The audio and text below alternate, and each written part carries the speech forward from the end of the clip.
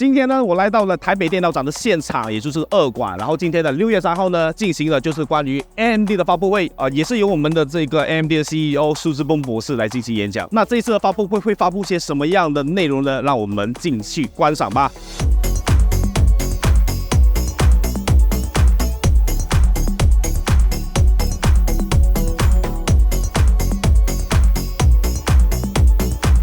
Ladies and gentlemen,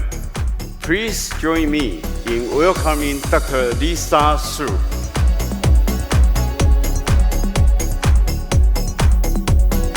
AMD 这次的发布会其实用一个词就能够完整的赘述，那就是 AI。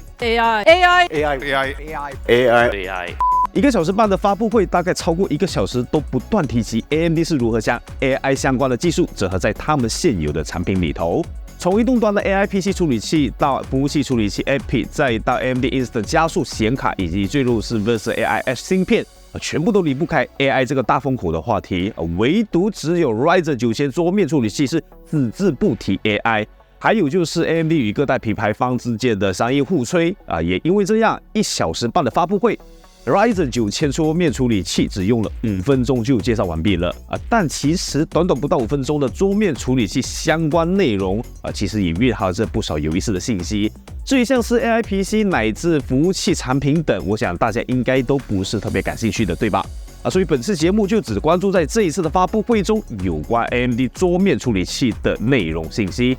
首先就是万众期待的 AMD Ryzen 9000系列处理器发布会公布了4款处理器型号，分别是 9950S、9900S、9700S 和 9600S， 核心数量与7000系基本相同，处理器的 L2 加 L3 缓存也都是保持一致的，最高频率的部分也就只有 9600S 和 9700S 比起上一代提升了 0.1 个 G， 而 9900S 与 9950S 则是维持一样的最高频率。功耗的部分，除了 9600S 和 9950S 保持一样的65瓦与170瓦，9700S 和 9900S 的 TDP 功耗都有明显的优化，从105瓦和170瓦优化到了65瓦和120瓦。另外 Ryzen 9000处理器采用了全新的 Zen 5架构，对比起上一代的 Zen 4架构，平均 IPC 性能提升达到了 16%， 这很有可能是 Zen 5架构再次优化了处理器的前端设计，像是加宽了管线，以至于增加处理器的带宽性能，这使得 Zen 5架构在比如带宽性能L1 到 L2 以及 L2 到 L1 的缓存浮点性能，以及目前炙手可热的 AI 性能表现，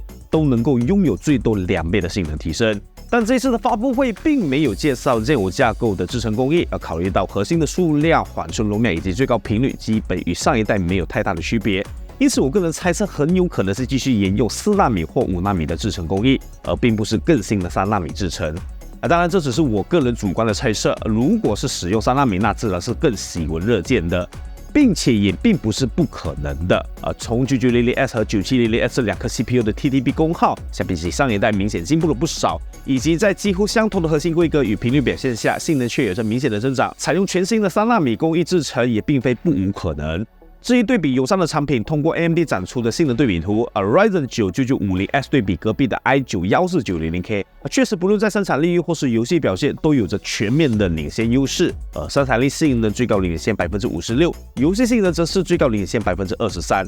但 9950S 真正的对手其实是 Intel 即将到来的 Core Ultra 200系列处理器，因此目前的领先可能也只是暂时的。配合 Zen 5架构的 Ryzen 9000系列桌面处理器 ，AMD 也推出了 S870 与 S871 的主板芯片组，原生支持 40G 的 USB 4.0， 全面支持 PCIe 5.0 规格，以及进一步提升了 AMD Expo 的频率标准。但因为发布会就只透露这些信息，因此不知道原生 USB 4.0 的接口是有多少个。PCIe 5.0 规格的通道是只限于 CPU 直连还是芯片组扩展也都支持以及所谓的 Expo 频率标准的提升是提升到多少频率等等这一些还是得等待进一步的体验才能够获知更多。除此之外，不但是 M5 平台推出了新处理器，就连现在的万金油 AM4 平台也推出了新的处理器，但并非是全新架构的处理器，而是采用了 AM4 平台时期的 Zen 3架构，推出了2款在最高频率上有所提升的 5800ST 和 5900ST，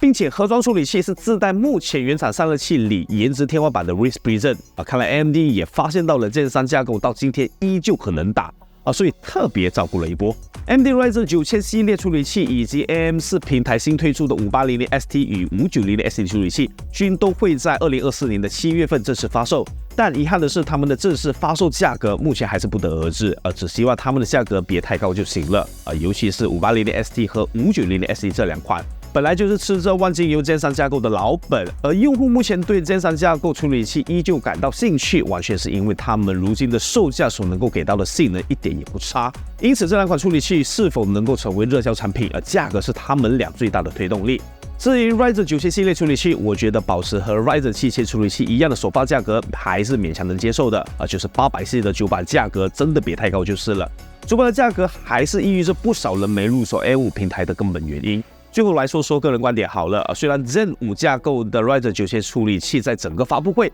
只占据不到5分钟的可怜时间，但我个人觉得还是有不少的亮点，特别是 Zen 5维持了相同的核心数以及几乎相同的最高频率表现，让我嗅到一点点当年 Zen 3架构类似的味道。